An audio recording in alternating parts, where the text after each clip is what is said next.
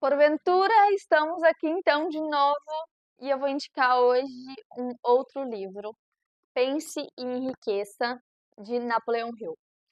Gente, esse é o livro mais completo de autoajuda que eu já li. Eu já li alguns. Ele é um livro um pouco grandinho, de 330 páginas. Ele, assim, literalmente te ensina a pescar, tá? Ele vai te dar vários passos, ele tem várias perguntas muito boas para que tu consiga se conhecer melhor, para que tu consiga olhar para si, para que tu consiga ver as tuas qualidades e os teus defeitos, para que tu consiga entender a forma que as coisas acontecem, sabe? Ele tem um pouquinho de lei da atração, ele tem um pouquinho de fé, ele tem um pouquinho de imaginação, ele tem um pouco de educação no sentido de conhecimento, né? De como estudar, onde procurar recursos para estudar. Ele tem um pouquinho de psicologia, né? Porque te faz muito pensar em quem tu é realmente. E ele, enfim, tem 13 passos para enriquecer. Quando a gente pensa em enriquecer, a gente não está falando apenas enriquecer da forma em dinheiro, tá? Porque o que esse livro ensina é que quanto mais disciplina a gente tiver, quanto mais hábitos bons, pensamentos bons, obviamente junto com o esforço, né, que é a disciplina, o dinheiro ele vai vir, tá? Mas a gente precisa ter uma mente bem imaginativa e nada escassa, tá? Então eu vou falar só um pouquinho dos treze passos. Eu não vou me aprofundar muito porque eu quero que vocês leiam esse livro. Então, mas eu vou falar os 13 passos. O primeiro de tudo, o primeiro passo é o desejo. O desejo ele é o passo primordial, porque sem um desejo é, é como se um mago tivesse aqui e te perguntasse, faça 3 pedidos, e tu não sabe quais são os 3 pedidos. Então, o primeiro passo de todos é tu ter um desejo, é tu saber o que que tu quer. O segundo passo, se vocês quiserem anotar, o segundo passo é ter fé. Gente, eu lembro quando eu era criança, estava andando com um amigo da minha mãe, assim, eu tenho uma vaga lembrança disso, e eu perguntei o que era fé. E ele não soube me explicar. Fé era uma coisa assim que a gente não tem, não é palpável.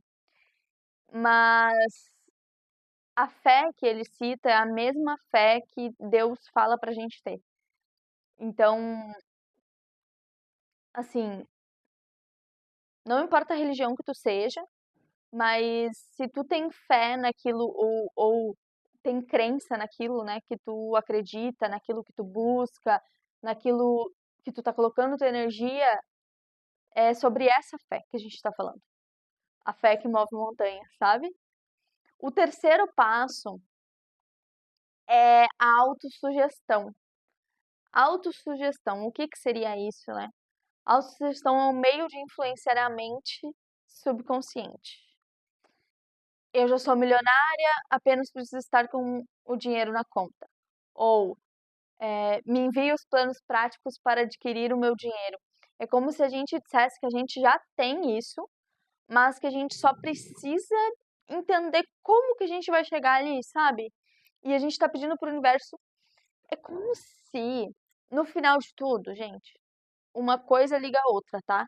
Então, tem muitas coisas relacionadas à autoajuda que são muitas coisas que se entreligam. Então, para os cristãos e pessoas que leem a Bíblia ou, enfim, outras religiões, não sei, vão entender isso. Você perde o caminho. Tu sabe que isso já te pertence e aí tu perde o caminho, sabe? Tipo, tu tá pedindo um emprego dos sonhos. E aí tu diz assim, ó, eu preciso que o Senhor me coloque diante de pessoas que vão fazer eu prosperar. É quase isso. Tu já sabe que aquilo vai vir, só precisa do caminho, sabe? O quarto passo, o conhecimento especializado. Uma pessoa educada, tá? É aquela que desenvolveu as faculdades mentais pelas quais pode conseguir o que quiser, ou o equivalente, sem atropelar os direitos dos outros. Uma pessoa educada é necessariamente uma pessoa que detém grande quantidade de conhecimentos gerais ou especializados. É como tu vai exercer aquela função que é o mais importante do que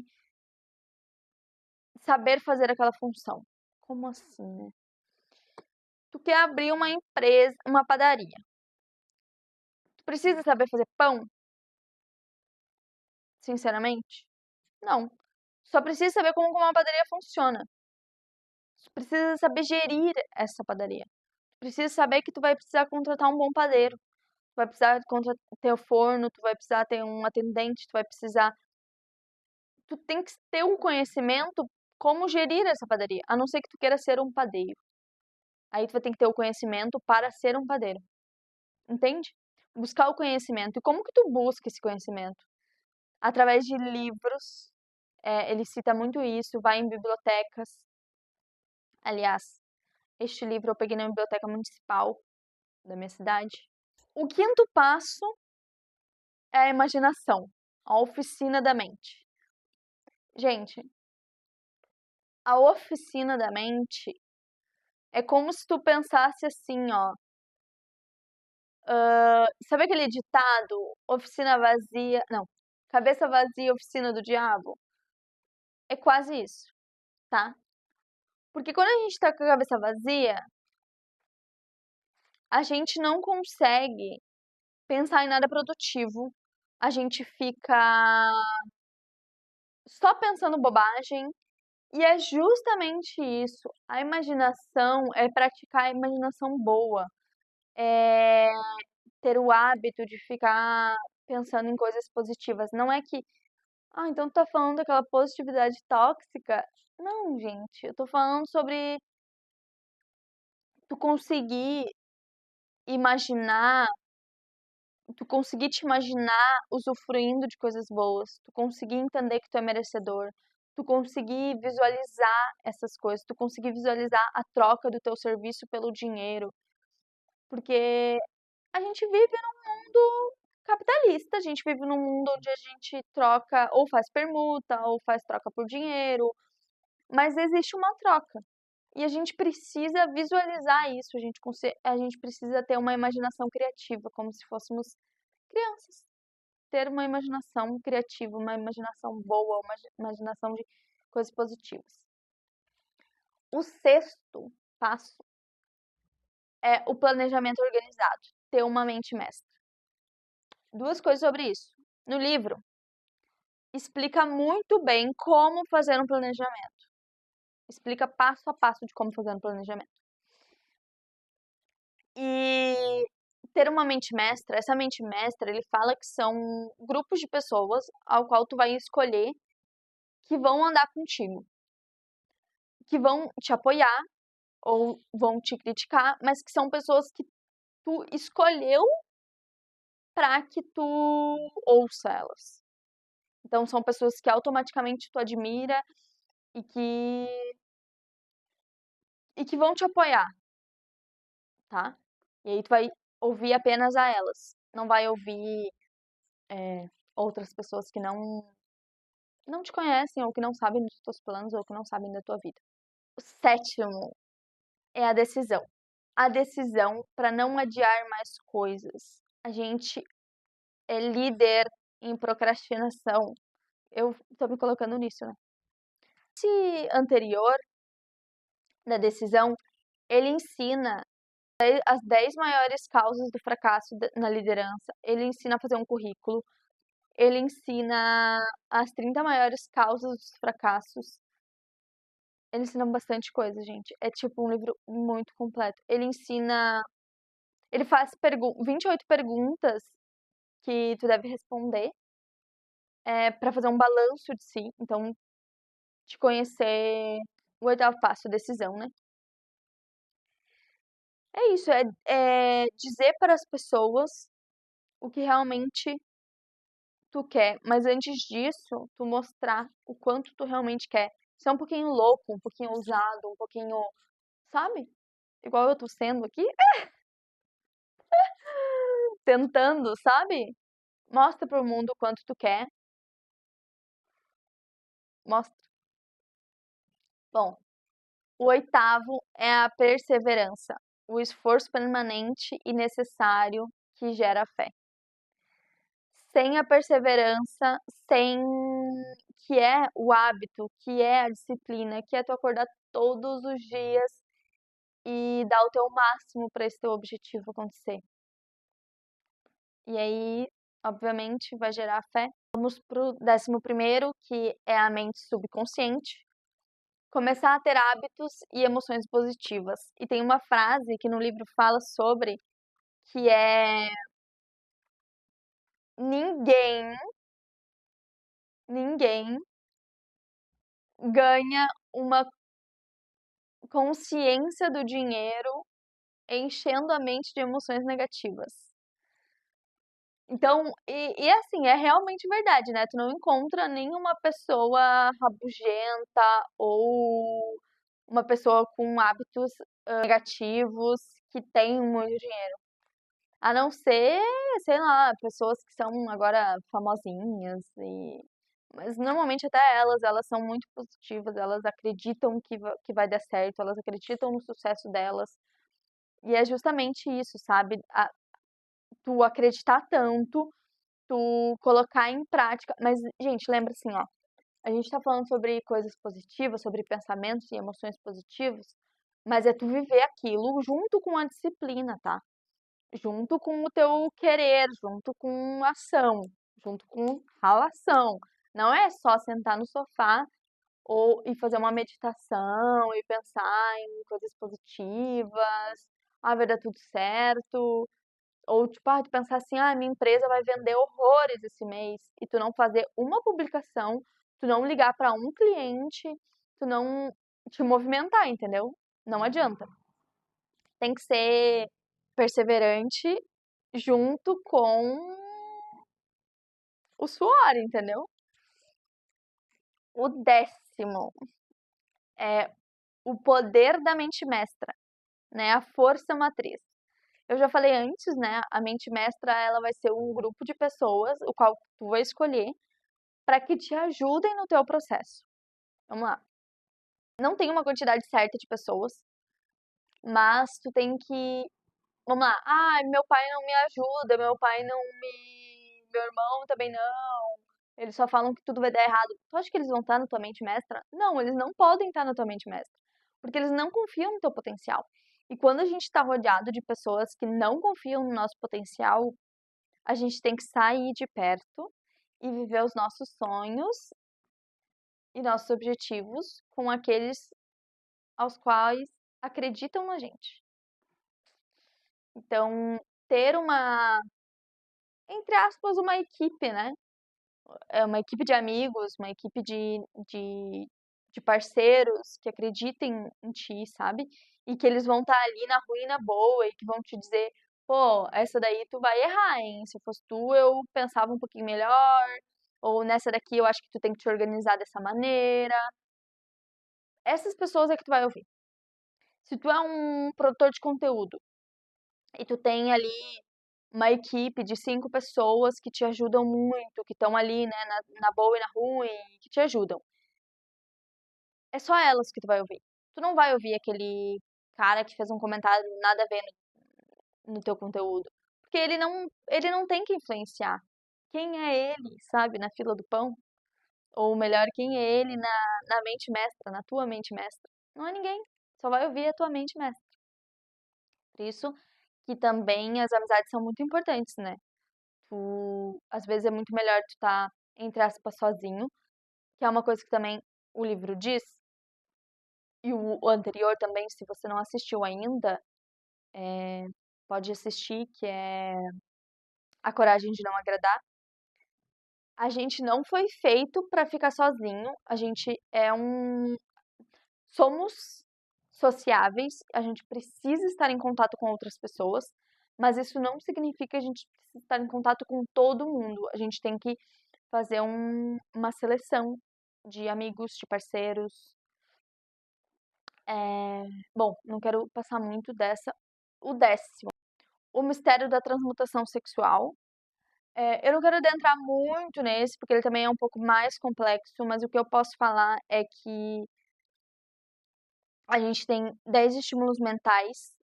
Eu posso falar aqui os 10, que é o desejo de expressão sexual, amor, um desejo ardente por fama, poder, lucro financeiro ou dinheiro, música, quinto, amizade com pessoas do mesmo sexo ou do sexo oposto, sexto, uma aliança da mente mestra, baseada na harmonia de duas ou mais pessoas que se juntam para o progresso espiritual ou secular, que é o que a gente estava falando antes, das pessoas que a gente vai ter, né?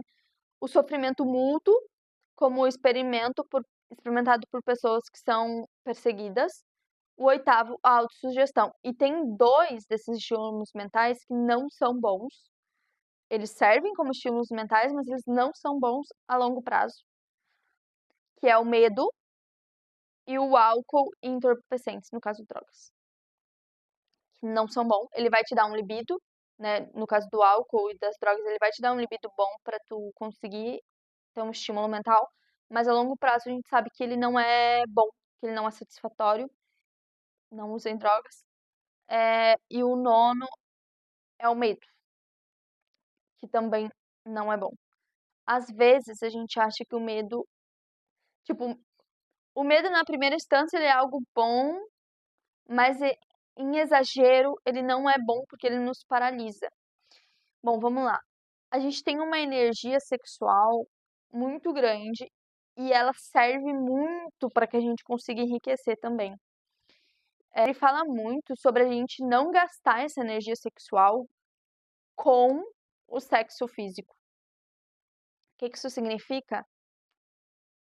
Exatamente isso. Não transar muito. E eu estou falando isso para os solteiros de plantão. Não transar no caso, não é que não transar, mas não gastar a tua energia sexual, essa energia que tu pode usar para construir outras coisas, gastar energia contigo, né? Não buscar gastar ela com o sexo físico. Ele também explica o porquê homens abaixo de 40 anos solteiros não conseguem se desenvolver tanto, não conseguem ter essa riqueza, não conseguem prosperar, porque eles gastam a sua energia sexual buscando o sexo físico, porque eles não conseguem direcionar essa energia sexual, canalizar ela para outras coisas. Mas é um assunto bem complexo. Então, assim, leiam. Coisa de 6 páginas, 7 ou mais, para falar só disso. E assim, é muito bom.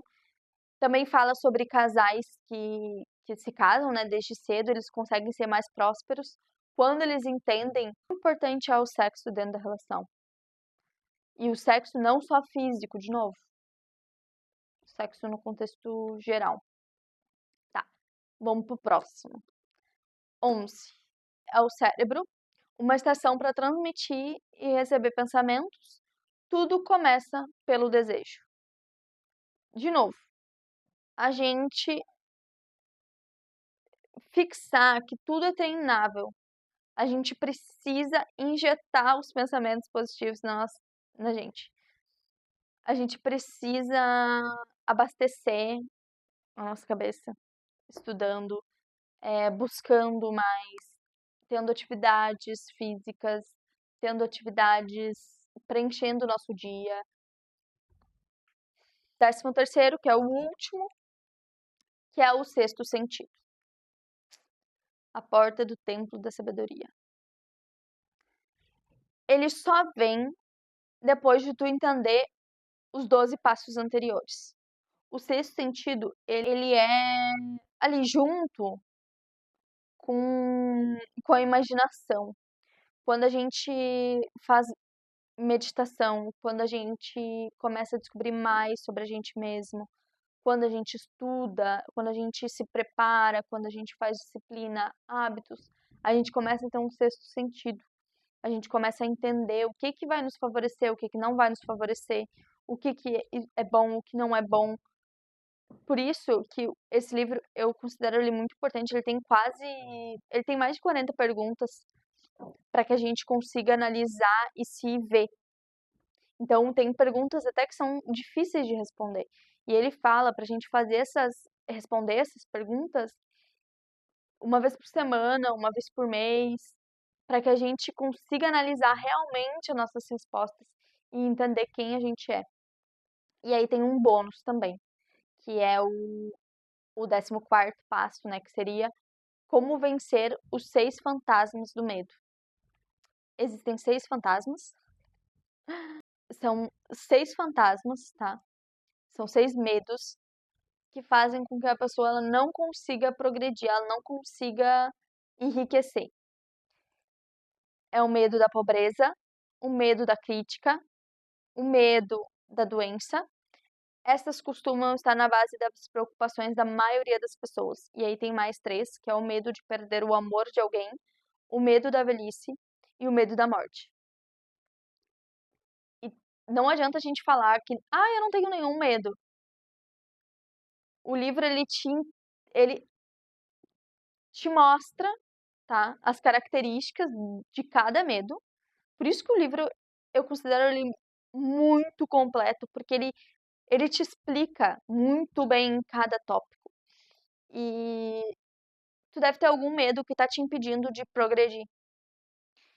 E quando a gente fica com essa mente um pouco escassa, tipo, medo da pobreza, o medo da crítica, o medo da doença, que são medo da maioria das pessoas, a gente paralisa, né?